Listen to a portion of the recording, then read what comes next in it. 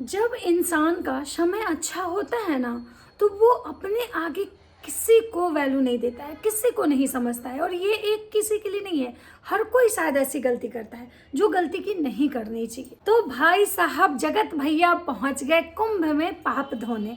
ऐसा मैं नहीं बोल रही हूँ, ऐसा वो खुद बोल रहे हैं। और जगत भाभी वहां भी जाके अपना मेसो का ठेला लगा रही हैं। जी हाँ, मंगलसूत्र बेच रही हैं। बात कमाल की बात है। आखिर एक बात बताइए, अमित किट्टो का जगत भाभी जगत भैया से महाकुंभ में मिलना क्या सच में कोइंसिडेंस है या सोची समझी प्लानिंग? कमेंट जरूर कीजिएगा। जगत भैया, मुझे ना आपकी ये बातें बिल्कुल अच्छी नहीं लगी। आंटी जी आपके हर गलत काम में आपका साथ देती हैं, हमेशा आपके नाम का माला जपती हैं, आपकी बीवी के नाम का माला जपती हैं। और आप क्या किए? आप उनको छोड़ के कुंभ नहाने चले गए। बताइए ये बात कहाँ तक सही है? बिल्कुल सही नहीं है। और जगत दीदी पहुंच गई ससुराल। हाँ भाई, आपका ससुराल है, आपको जाना चाहिए। तो ससुराल गई तो इसमें इतना काहे का बवाल जी? ससुराल ही गए हैं, कोई आप चांद पे थोड़ी गई हैं जो इतना मुझे सारे लोगों के कमेंट्स का जवाब देना है। इतना हाइप काहे बनाते हैं आप लोग? छोटा बात का बड़ा बात बना। हेलो दोस्तों, नमस्कार। कैसे हैं आप लोग? उम्मीद कर रही हूँ बहुत अच्छे होंगे, स्वस्थ होंगे, मस्त होंगे और अपने काम में व्यस्त होंगे। मैं प्रिया शर्मा, मैं भी अच्छी हूँ, स्वस्थ हूँ, मस्त हूँ और अपने ही काम में मैं भी व्यस्त हूँ। और मैं आज आप लोगों के साथ कुछ ऐसी बातें शेयर करने आई हूँ जो चीज़ें आपको जानना बहुत ज़रूरी है। इसलिए ज़रूरी है क्योंकि भाई हमें अंधभक्त नहीं बनना है, हमें हमारे आँखों से हमेशा पर्दा हटा के रहना है। प्यार करना किसी को अच्छा बात है, लेकिन किसी की चमचागिरी करना बहुत खराब बात होती है। किसी को आप इज्जत दो, रिस्पेक्ट करो, लेकिन उसके गलत में साथ मत दो। तो जी हाँ, चलिए मैं बात कर रही हूँ। आज बहुत सारे लोग होंगे जिनकी मैं बातें करूँगी, क्योंकि मैं एक ही वीडियो में सोच रही हूँ सबकी बातें कर लेती हूँ। तो सबसे पहले बात करते हैं जगत भैया जगत भाभी की। जगत भैया जगत भाभी की बात मैं इसलिए कर रही हूँ क्योंकि वो गए हैं कुंभ नहाने। कुंभ नहाने गए हैं, वहाँ पे कुंभ में जाते ही वो टकराते हैं अमित किट्टो से।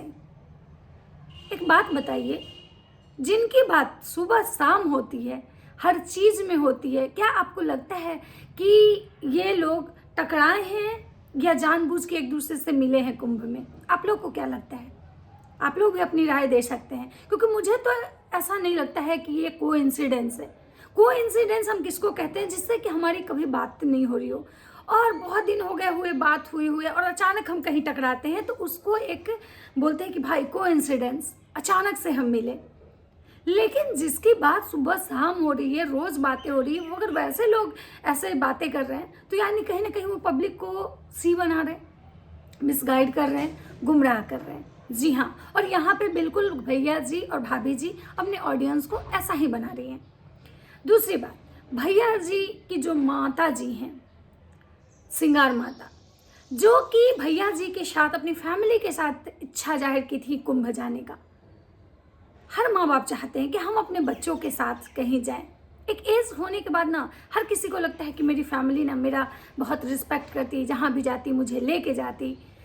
भैया जी हमेशा ये चीज़ देखा गया है, भैया जी को भैया जी के माँ बाप तभी याद आ रहे थे जब भैया जी कंट्रोवर्सी में अपने माँ बाप को पार्टिसिपेट करवाए थे। तब उनको हर जगह पे अपनी मम्मी मम्मी मम्मी का नारा लगाते हैं। लेकिन जब कहीं ऐसी चीज़ें होती है ना, वहाँ अपनी मम्मी को लेके नहीं जाते हैं।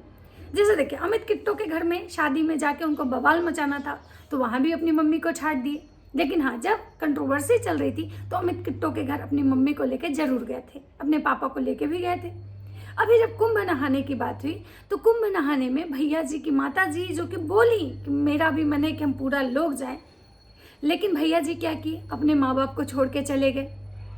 क्यों? क्योंकि उनको तो किट्टो के साथ गंगा स्नान करना था। और जगत भाभी, वो जो जितनी बनती हैं उतनी वो अच्छी हैं नहीं। भाई साहब, आप लोग ये चीजें गांठ बांध लीजिए। जगत दीदी अगर बदनाम है तो ठीक है, मैं मानती हूँ वो गलत है, मैंने उनको भी कभी अच्छा नहीं कहा। लेकिन जगत भाभी जो है ना, उनसे 100 गुना ज्यादा तेज है। एक बात जान लीजिए। अच्छा, एक बात बताइए, जगत भैया अपने माँ बाप को लेके नहीं गए कुंभ नहाने, लेकिन फिर भी जगत भैया अपने बेटे होने का इतना फर्ज निभाते हैं कि जब रहते हैं माँ के सामने तो माँ माँ मम्मी मम्मी पापा पापा करते रहते हैं। लेकिन गोपी बहू को आप देखें, गोपी बहू अपने मायके वाले से, मुझे लगता है कि ये औरत बात तक नहीं करती अपनी माँ से। आप सोच सकते हैं कोई भी बेटी कितना भी काम करते रहे, कितने भी काम में बिजी रहे, कितना भी मेसों का ठेला लगाते रहे, लेकिन तब भी उसको पूरे 24 घंटा में ना एक बार अपनी माँ तो जरूर याद आती है। एक लड़की को पापा से भले बात करे ना करे, लेकिन हर लड़की अपनी माँ से बहुत ज़्यादा कनेक्टेड होती है, जुड़ी होती है। लेकिन यही एक हम ऐसी औरत देखें जिसको अपनी माँ से भी कोई मतलब नहीं है। इसको अपनी माँ कब याद आई? जब इसका हस्बैंड एक कंट्रोवर्सी कर रहा था, तो वहाँ भी जाके ऑडियंस का मतलब इंटेंशन लेना था कि भाई मनीषा के पापा कैसे रोए, मनीषा की मम्मी ने क्या बोला, मनीषा की बहन क्या बोली, कैसे हैं मनीषा के फैमिली वाले, मनीषा क्यों नहीं छोड़ी है जगत भैया को, क्योंकि मनीषा के फैमिली वाले गरीब हैं। ये चीज़ दिखाने के लिए ये तब अपने मैके गई। लेकिन जब सारी कंट्रोवर्सी ख़त्म हो गई, जब ये निब्बा निब्बी की तरफ फिर से अपना प्यार सोशल मीडिया पे दिखाने लगे, तो सब कुछ अच्छा होने के बाद भी वो औरत एक बार भी नहीं गई अपनी माँ से मिलने, जो कि उसका मैके उसके ससुराल से ज़्यादा दूर नहीं है, वो भी सिवान में ही है। इतना कोई सेल्फिश कैसे हो सकता है? उसके बाद भी आप लोग इसके नाम का माला जपते हो, अंधभक्त की तरह गुणगान करते हो, बहुत अच्छी है, बहुत अच्छी है। भाई साहब, ये कोई अच्छी नहीं है। क्या आप चाहेंगे कि आपके घर में ऐसी बेटी हो? कौन ऐसी लड़की होगी जो ससुराल जाने के बाद अपने माँ से एक बार पूरे दिन में बात नहीं करती होगी? और अगर आप लोग को भी ऐसी बेटी अच्छी लगती है तो भगवान करे आपकी भी बेटी ऐसे आपको मिले। लेकिन हर लड़की ऐसी नहीं हो सकती है, लेकिन ये बहुत सेल्फिश है। दूसरी चीज़, ये आती है सोशल मीडिया पे, कुछ भी ऐसी बातें बोलती है और ऐसे हंसती है, ऐसे मतलब बनती है कि जैसा लगता है ये लोगों का मजाक उड़ा रही है।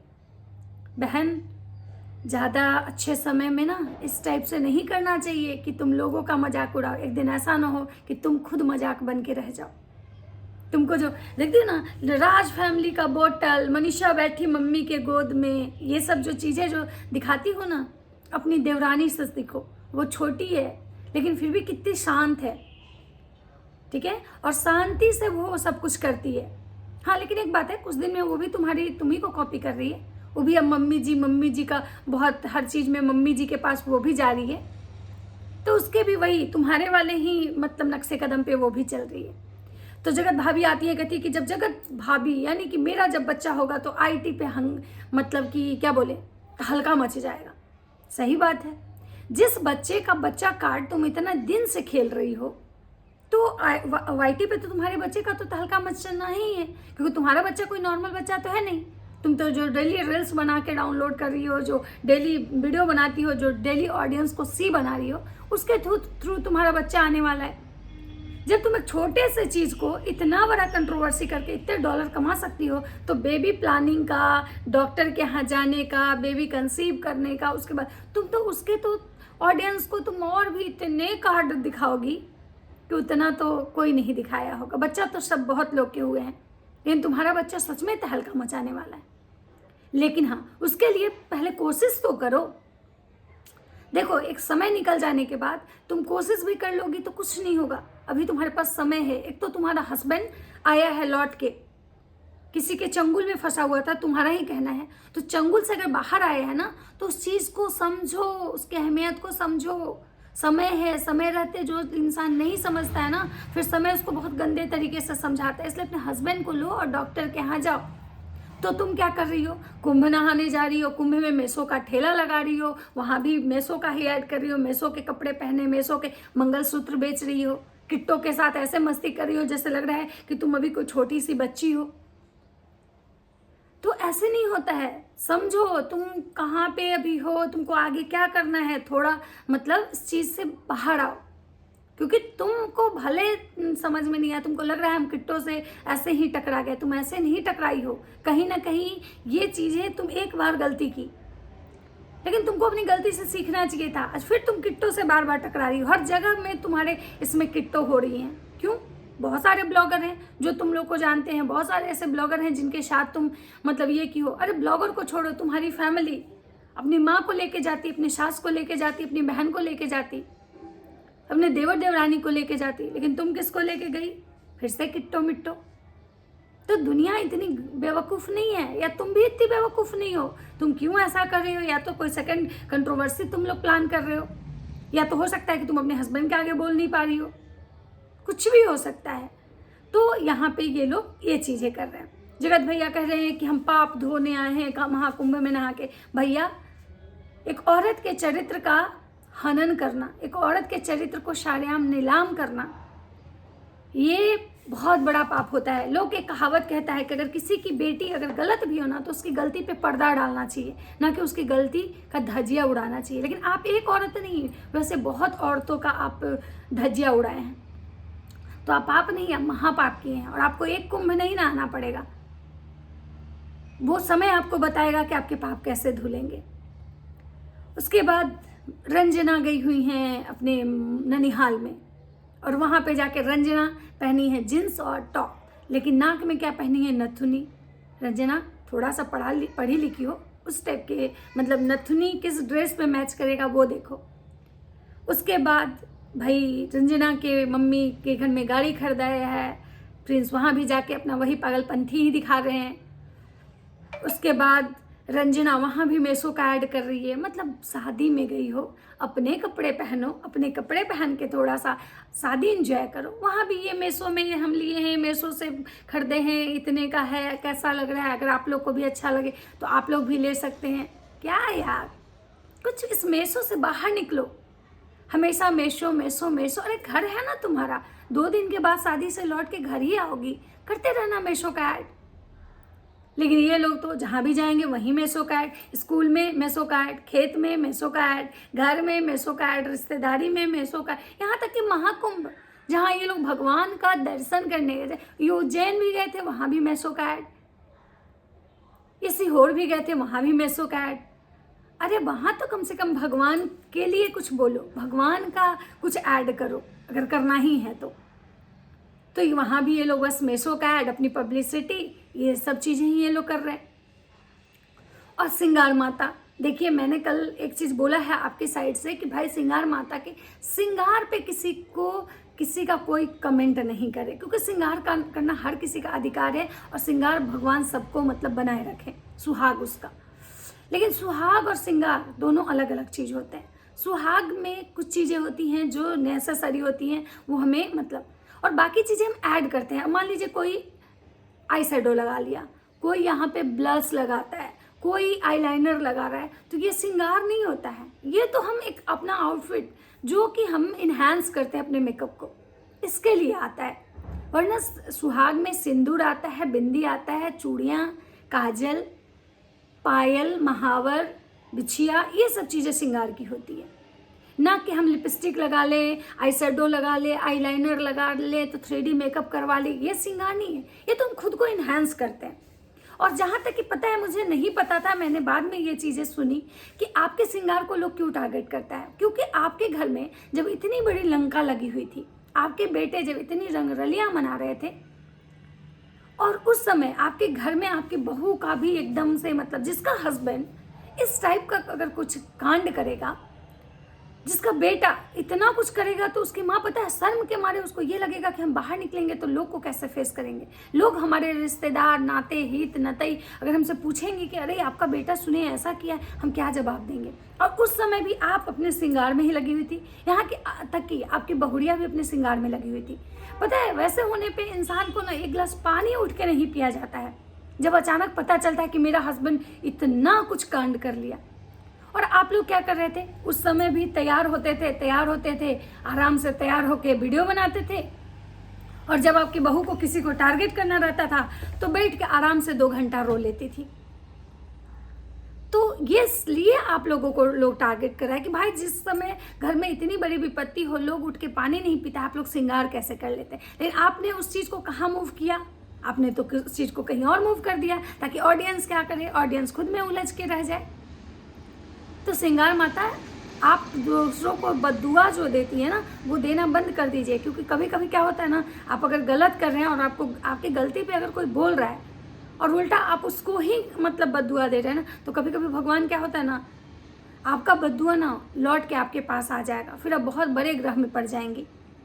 और एक चीज़ मैं आज आप लोग को और बता दूं कि हम लोग का जैसा अंदाजा था, हम लोग का जैसा उम्मीद था कि अंशु को धमकाया गया है, अंशु को डराया गया है, इसलिए अंशु आई थी।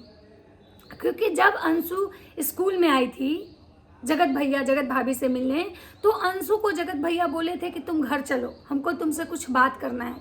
क्या बात करना है पता नहीं, ऐसी बात थी जो अंशु मतलब जगत भाभी के सामने भैया नहीं कर सकते थे या जो भी था। लेकिन अंशु का हस्बैंड अंशु को लेके चला गया, जिस कारण से जगत भैया गुस्सा आए थे और रात में अंशु को 9:30 बजे कॉल लगाए। 9:30 बजे अंशु को कॉल लगाने के बाद जगत भैया कहते हैं कि हम तुमसे गुस्सा हैं, और अंशु उनसे गिड़गिड़ा रही थी, माफ़ी मांग रही थी कि माफ़ कर दीजिए, आगे से हम गलती नहीं करेंगे। अब वो कौन सी ऐसी गलती थी, कौन सी माफ़ी थी? और जगत भैया बोल रहे थे अगर तुम्हारा काम निकल गया तो तुम नहीं आई, तुम बोलती हो कि सिवान नहीं आएंगे, अब तुम्हारा काम हो गया तो नहीं आओगे सिवान, ऐसे अंशु को डरा रहे थे। अब आप लोग सोचिए कि अंशु को क्यों डराया जा रहा था, क्या वो रीज़न था? तो खैर ये बात तो क्लियर हो गई कि अंशु कहीं ना कहीं प्रेशर दबाव में ही आई थी जगत भाभी से माफ़ी मांगने, क्योंकि ये जगत भैया ही अंशु पे प्रेशर बनाए थे। तो चलिए, चीज़ें जो कुछ भी मुझे पता थी मैंने आप लोग को बताया। मिलते हैं इसी तरह के नेक्स्ट वीडियो के साथ, तब तक आप लोग वीडियो को एंजॉय कीजिए। वीडियो अच्छा लगे तो लाइक कीजिए, कमेंट कीजिए, और चैनल पे नए हैं तो प्लीज़ चैनल को सब्सक्राइब कर दीजिए। मिलते हैं नेक्स्ट ब्लॉग में। राधे राधे।